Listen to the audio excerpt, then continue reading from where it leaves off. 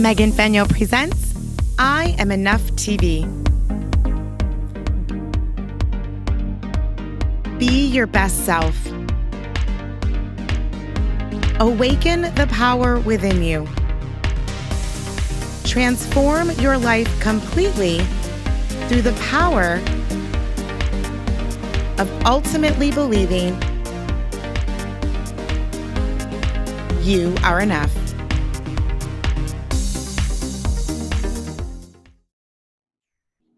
Hey everyone, welcome to I Am Enough TV. I am your host, Megan Fenyo, and I am so excited today because I have a fellow blonde bombshell with me, Dr. Erin, who is a psychologist and a speaker, and I just absolutely love you. So welcome to the show, Dr. Erin. Right back at you.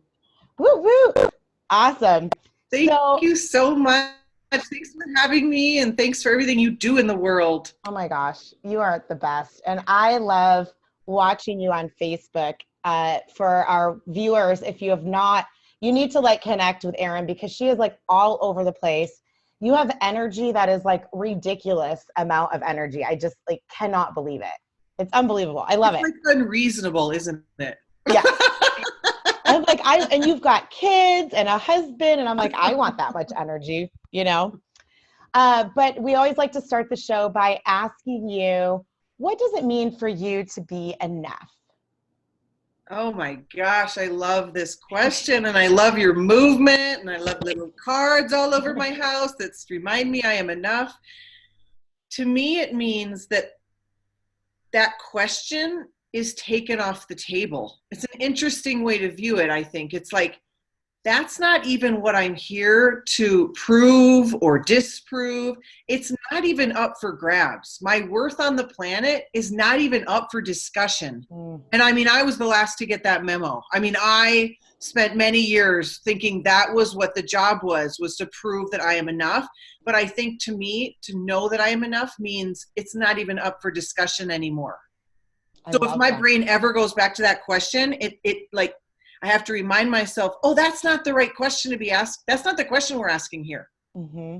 So I love it. It's unapologetically owning who you are and being comfortable in your skin to say this is not okay. And you're going to do whatever you need to do to kind of get back to where you were, right? In the moment, in the day. I just think it's a really dangerous question to be asking ourselves to try then go prove, because if I really am then back in the space of trying to prove it, then it means I've lost it. And I don't think that's true. I think bliss is our birthright. I think we were born enough. I think anything that we think other than that is just a lie and false learning. And so I think it's just, for me at least, it's dangerous to have that be the benchmark that I'm trying to hit. Yes, I love that. So share with us kind of your background. You know, we talk a lot on this show about struggles and how we've had to move from our struggles into our strength. But share what your education is, because I know you're a psychologist, so you and I run in the same fields, but share how you got to where you're at today.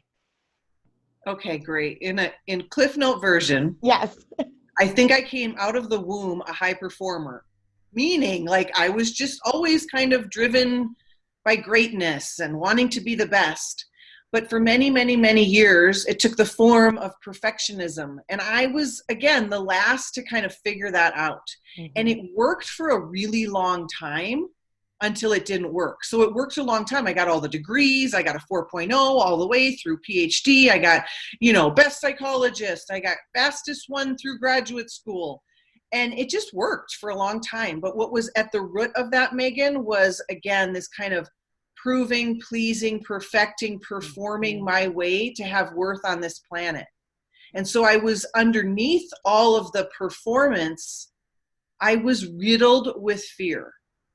Yeah. And I am now a professional speaker. I used to get panic attacks when I was called upon to speak in school, in graduate school, even as an adult. And so I was clinically depressed, and now I'm one of the happiest people that I know.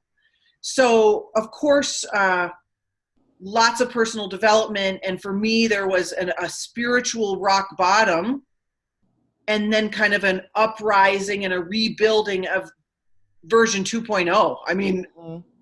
And so I always knew I wanted to be a psychologist. I've always loved helping people. I got to the point when I had that spiritual kind of uprising in myself. I realized that who I was best equipped to serve had changed, and had changed from pathology to possibility. And so I shifted into really the coaching world and speaking and trying to help people understand how to apply this brain stuff, this science, to business and to success and whatever that meant for people individually. And we're having a heck of a great time doing that. Yeah, you and your husband are like all over the place, which I absolutely love to see that. Like, partners just like jumping in and supporting each other. And, he travels with you and you guys are like, I just can't even, like, the mailbox, Facebook Lives, or whatever you do, like with the, what's that app called? Oh yeah. What's it called? You know what I'm talking about? Musically or boomerangs. Boomerang. Oh that's it. That's it. ridiculous. Like, so funny. And I just like absolutely love it. Well, I have been blessed. I always say, I got problems, but Garth ain't one of them. I mean,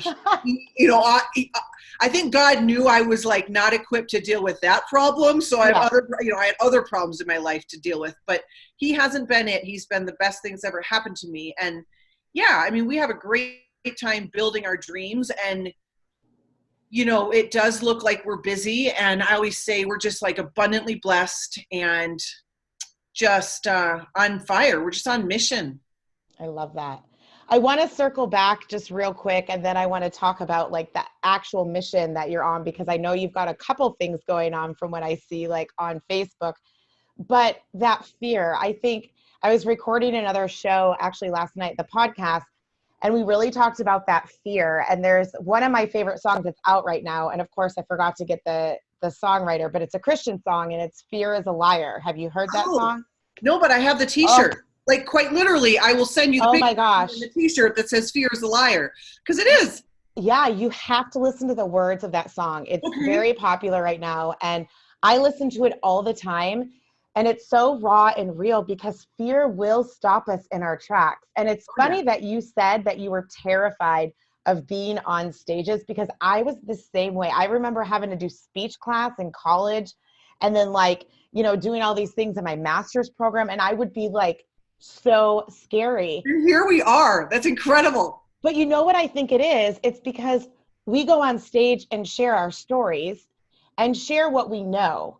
And I think for me, because I unapologetically own who I am. Like, I'm a mess. Like, I'm a friggin' mess. I mean, that's why I always say like people become therapists, because we're a little crazy and we're a little bit of a mess. But I'm really interested to hear, how did you work through that fear? Like, how do you work through fear in the past and even currently when that comes up for you? The big shift for me years ago was joining the human race. And what I mean by that is my brain, as well as, human brains, are so good at rank ordering and judging and trying to figure out who's got it going on and who doesn't. And again, that's very dangerous, because it means someone has to be, if someone's above you, it means you have to be below something.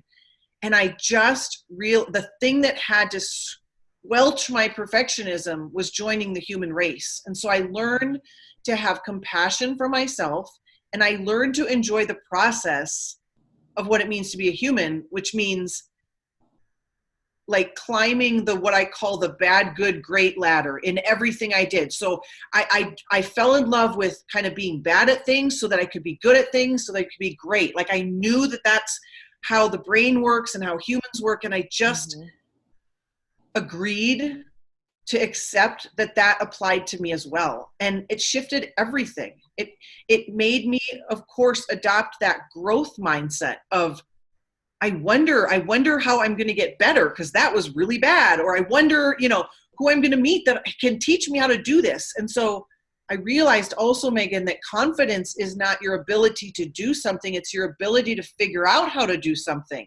And that shifted for me. It was like, oh my gosh, my number one strength is I'm a learner. I can learn. I'm addicted to getting like good at things.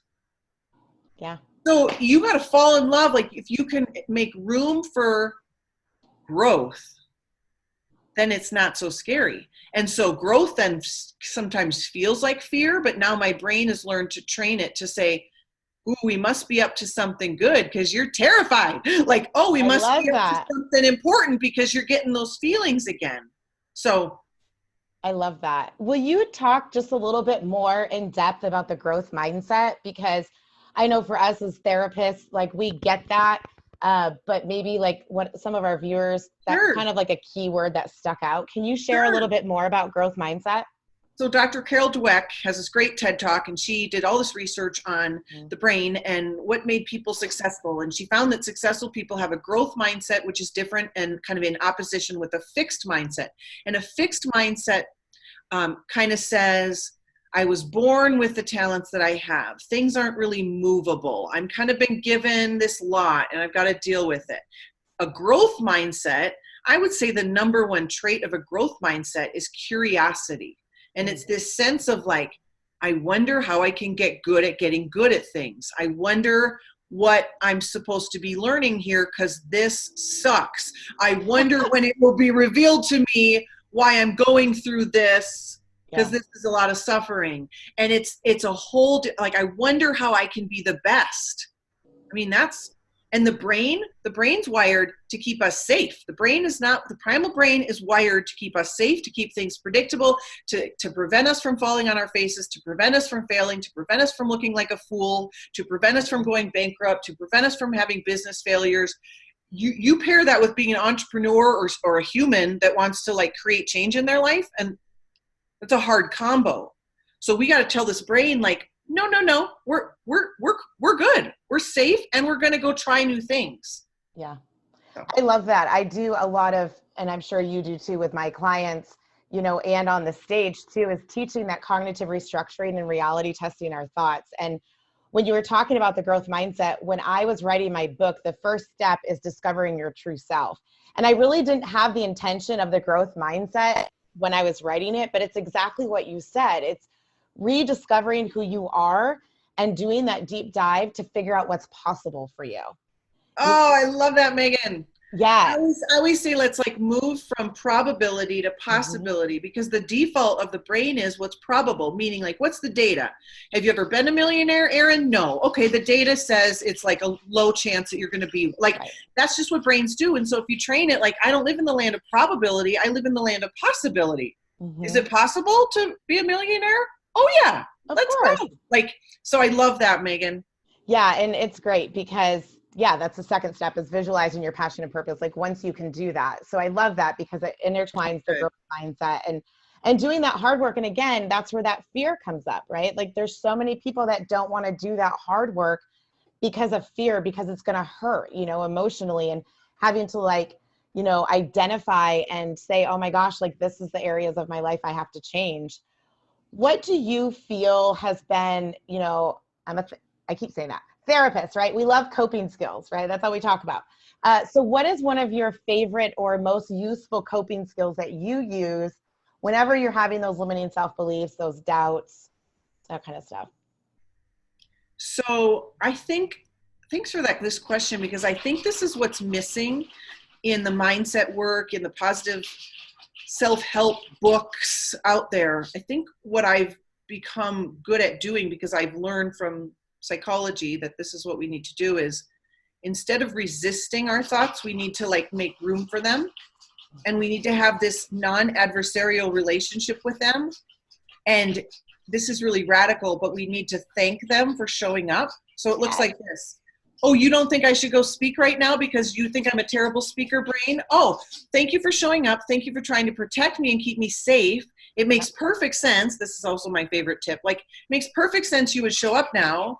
Oh, because growing up, people told you you were a terrible speaker. Oh, okay. And then you pivot and you say, it's different now. I'm safe. I got coaching. I'm actually a good speaker now.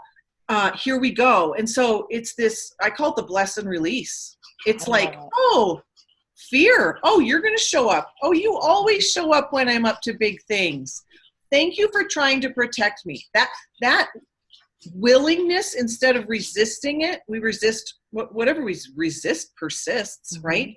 That's what we know from psychology. So that's my greatest coping mechanism that I love teaching and that I love applying. It's like, oh, I wonder why I'm feeling so uncomfortable right now or whatever, Yeah, right? Or I wonder exactly. why it makes perfect sense that you're doubting or feeling like you should quit right now. And I love this. Like, we are so on the same path because this is exactly what I talk about too. Yep. It goes to that cognitive restructuring. So it's instead of not being in your head, you have to be in your head. You have to recognize when those negative thoughts come up, because then you have to find a way to combat them, right? And say, You no, this is do. not happening, which is why the movement was developed, right? Is because that's like a visual coping skill, and it helps retrain your brain. So when you do it enough, your brain gets trained to say, oh, wait, here's that thought. This is what I say automatically now because I have taught myself that I am enough because, or I can do this because.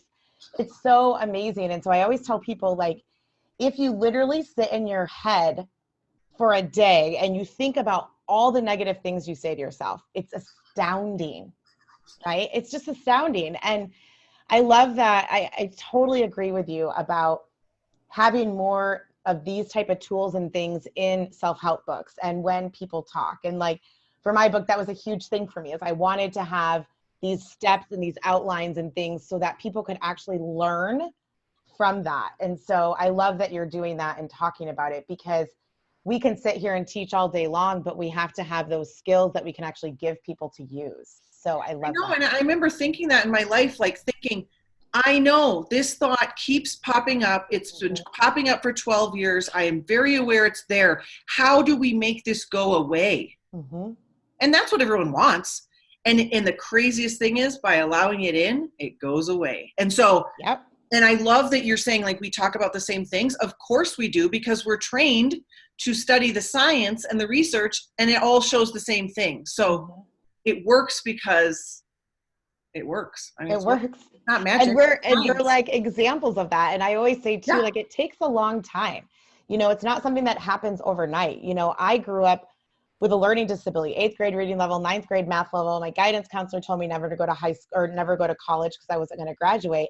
That was my resounding like moment where I was like, screw this. Like, you're not going to tell me this. But throughout the years, even though I didn't realize that's what I was doing because I didn't have the education yet, I was already saying, nope, here's that thought that I can't do it. I'm going to remind myself why I can. And Nice. yeah, because it's, we live it. The bad news and the good news. The bad news, we can't control all of our thoughts. But the good Right. news is we can control the second thought, the thought about the thoughts. And then the really good news is it doesn't have to be hard forever. So when you retrain your brain to rewire itself, it actually gets easy. So Yep. life doesn't stop throwing us curveballs, but our bounce back ability is like, oh my gosh, I only cried for an hour and then I was back to work. And I'm like, I am rocking this human thing, right? Yeah. Yep.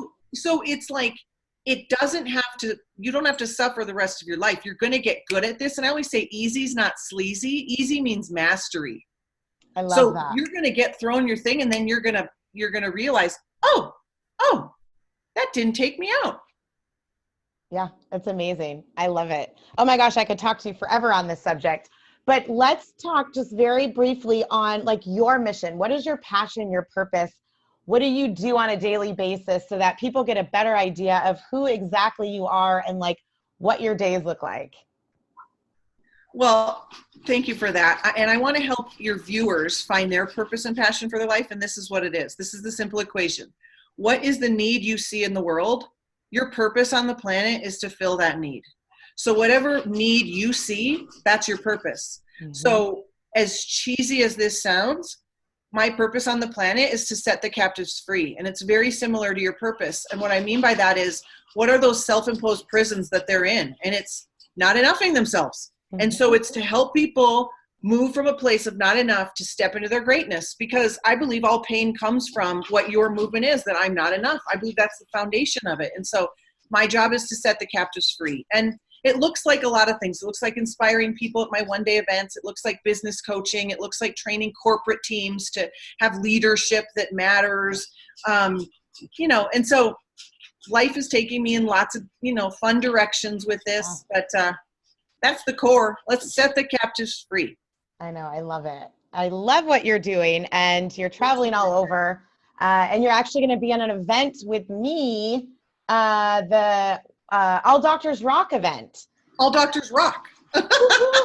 Through Carl Wilson, CW Events, and I'll be the keynote speaker. But I was so honored to be able to, recognize you and honor you. And you're going to be getting this award, like this prestigious award, because you rock as a doctor, girlfriend.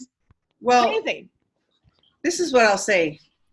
When you're wanting to create something really great in the world, you need dozens of people that will champion for you, and you're going to champion for dozens of people. Mm-hmm. And I want to thank you for championing me. You're so sweet.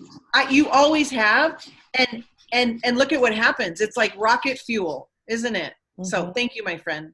And you've done the same for me. I remember when my book came out, you did a boomerang with my book, like it was amazing.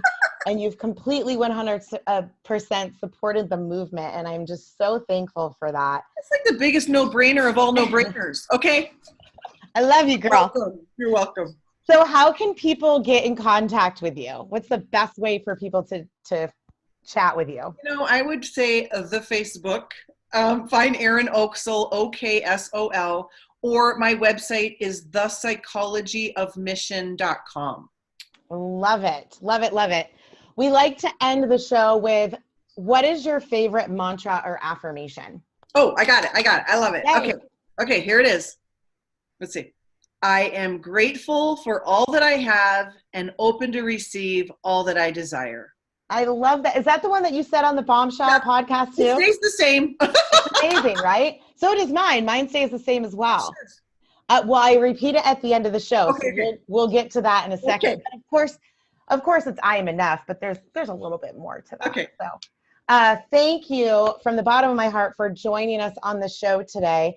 As I said to the viewers, she was actually a guest on the Blonde Bombshell podcast. So be sure to check that out on iTunes, that interview, because it's a little bit longer and it's just as good as this one.